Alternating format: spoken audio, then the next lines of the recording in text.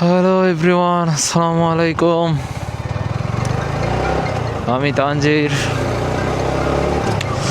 The black fire official page থেকে আপনাদের স্বাগতম।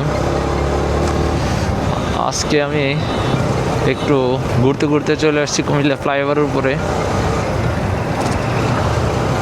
অনেক দিন পর। কিরে ভাই, পুরা ফ্লাইওভার খালিস, একটা ছেলে একটা মেয়ে দাঁড়ায় আছে, ওদেরকে তো ঠ্যাক বাজে ধরবে এনি টাইম। এই ব্রাদার, আপনারা মানে ফ্লাইওভারের উপর বেশিক্ষণ থাকেন না, চলে যান। তুমি কি ওদের সাথে? নাইমা যান, সমস্যা হবে এখানে। মানে এর আগেও মানে ছেলে আর মেয়ে দাঁড়াইয়া এর আগেও মানে বিপদের সম্মুখীন হয়েছে। ঠিক আছে, একটু তাড়াতাড়ি চলে যান এখান থেকে।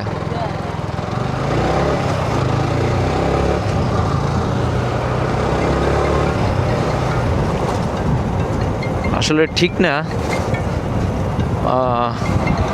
আমি নিজে একবার বিপদের সম্মুখীন হয়েছিলাম। রাস্তাঘাটে যদি এরকম কাপল দেখেন, ওদেরকে যতটুকু পারবেন সঠিক বুঝটা দেওয়ার চেষ্টা করবেন।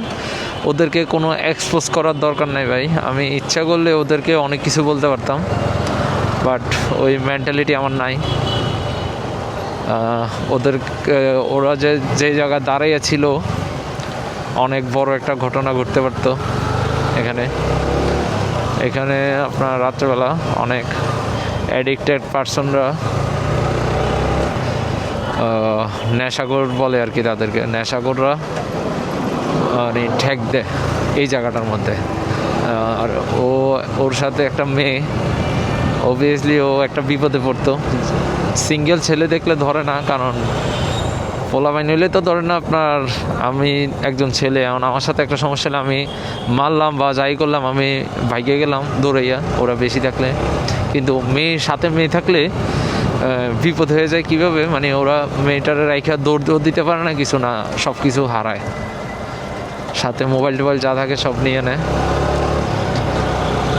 এরপরে অনেক টাইমে আমি এমনও দেখছি, মানে সাথে যা আছে তা তো নেয়, এমনকি ফোন করাইয়া তো আরও টাকা আনায়।